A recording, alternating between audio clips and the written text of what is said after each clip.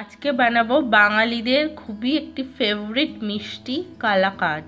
খুব সহজেই বাড়িতে কালাকাঁদ বানানো যায়। তো চলুন শুরু করা যাক। প্রথমেই আমি দুধ নিয়ে নিলাম 1 লিটার। দুধটাকে একটু গরম হতে দেব। তার মধ্যে আমি লেবুর রসের মিক্সচারটা দিয়ে দিলাম অল্প অল্প করে। এটা 2 টেবিল স্পুন লেবুর রসের সাথে 2 টেবিল স্পুন জল দিয়ে বানানো হয়েছে। তো অল্প অল্প করে দেব। আর দেখুন দুধটা আস্তে আস্তে ফেটে যাচ্ছে।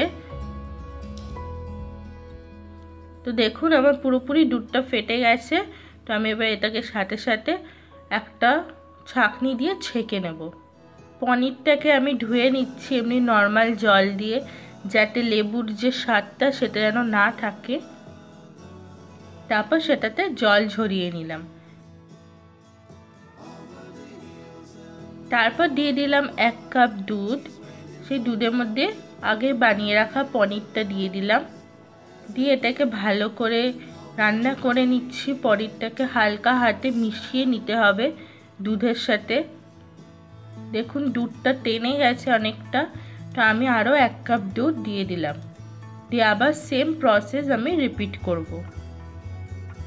তারপর দিয়ে দিলাম 1/2 টিস্পুন এলাচ গুঁড়ো, দিয়ে ভালো করে মিশিয়ে নিচ্ছি। দেখুন দুধটা শুকিয়ে এসছে। তো এবার আমি দিয়ে দিলাম 100 গ্রাম কনডেন্সড মিল্ক। তো এই কনডেন্সড মিল্কের জন্যই কালাকাঁদে একটা মিষ্টি ভাবটা আসবে, কারণ আমরা আলাদা করে চিনির ব্যবহার করছি না। তো এবার কালাকাঁদটাকে রান্না করে যেতে হবে যতক্ষণ না দুধটা পুরোপুরি টেনে যাচ্ছে আর কালাকাঁদটার একটা স্টিকি ব্যাপার আসবে। তো দেখুন আমার দুধটা পুরোপুরি টেনে গেছে আর কালাকাঁদটাও বেশ স্টিকি হয়ে গেছে। তো তার মানে আমাদের কালাকাঁদ রেডি হয়ে গেছে। তো এবার আমি একটা বাসনে ঘি ব্রাশ করে নিচ্ছি। নিয়ে কালাকাঁদের মিক্সচারটাকে দিয়ে দিলাম। তারপর কালাকাঁদের মিক্সচারটাকে লেভেল করে নিচ্ছি।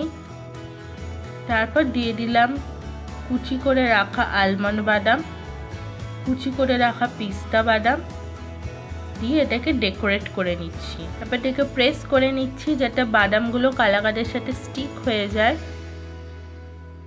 কালাকাঁদটা ঠান্ডা হলে আমি এটাকে 1 থেকে 2 ঘন্টার জন্য ফ্রিজ করে নেব। ফ্রিজ করলে এটা শেপটা বেশ ভালো আসবে। দেখুন ফ্রিজ করার পর আমাদের কালাকাঁদ পুরো সার্ভ করার জন্য রেডি হয়ে গেছে। তো আপনারা এটাকে আপনাদের ইচ্ছে মতন শেপে কেটে আপনি সার্ভ করতে পারেন। তো অসম্ভব ভালো লাগে খেতে। খুব ইজি ওয়েতে বাড়িতেই বানানো যায় কালাকাঁদ।